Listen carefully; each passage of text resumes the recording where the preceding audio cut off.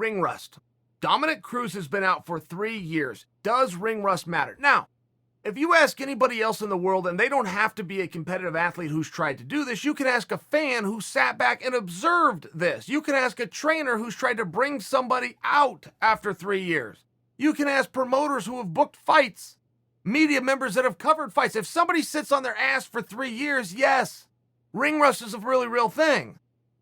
Now, ring rust is largely a very kind excuse. The truth is the guy's just not as good as he used to be. That's the truth. However, with a little practice and getting back in the groove and putting a little time back into the game, you can then refine those skills, which is why somebody's able to look back and go, no, that guy's not terrible now. That guy was just rusty. Okay, great.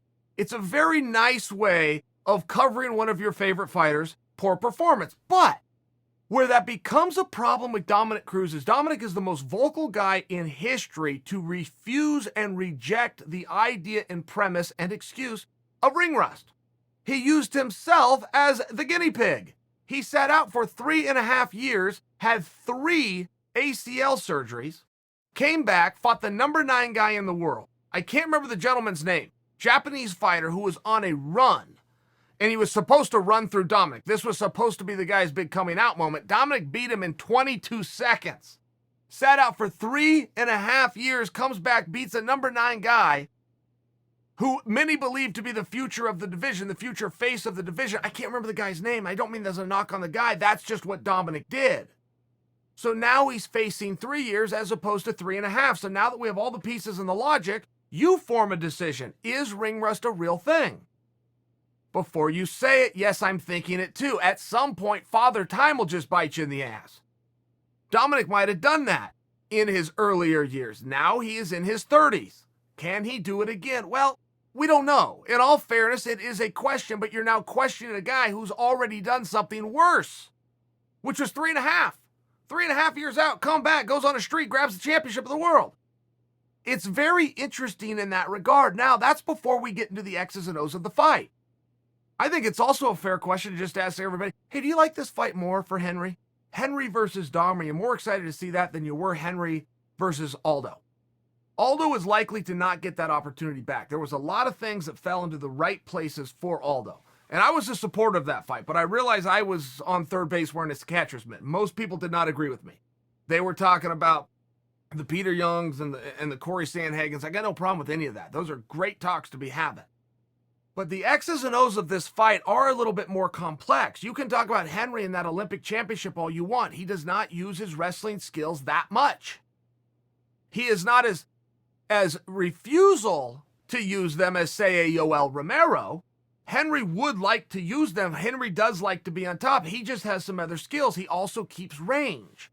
One thing, if you want to use any wrestling, you have to take all the range away. Well, with Henry striking, he likes to keep some distance, which works against himself if he wants to be wrestling heavy. Okay, fine.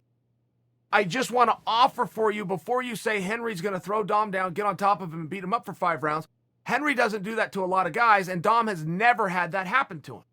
So I would just ask you, with what evidence are you coming to that conclusion? Even though you may turn out to be right, I would still ask you, if we're having a conversation beforehand, with what evidence do you believe that Henry's just going to take him down? Okay, now, let's say so you concede to me. You go, all right, it's a stand-up fight. Well, that's where things get pretty interesting too.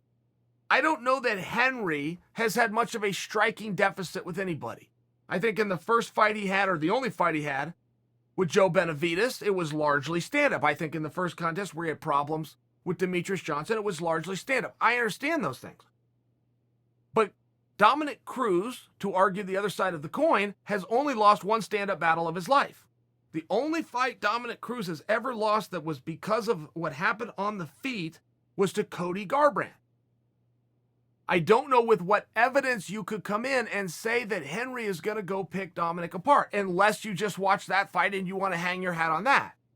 I couldn't stop you from doing it. And guys, I'm not attempting to influence you on who you think is going to win this fight. I'm just trying to get you very excited because this fight is right around the corner. And this is an extremely competitive fight. And anybody that's counting Dominick Cruz out ahead of time, Dominick Cruz has never been counted out in his life. For some reason, he's put in this weird position where he's just supposed to go in and fall down.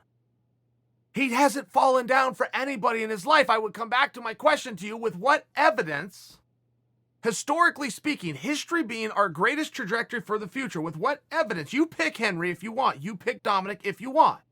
But I would love a follow-up argument. How? Why? And based on what?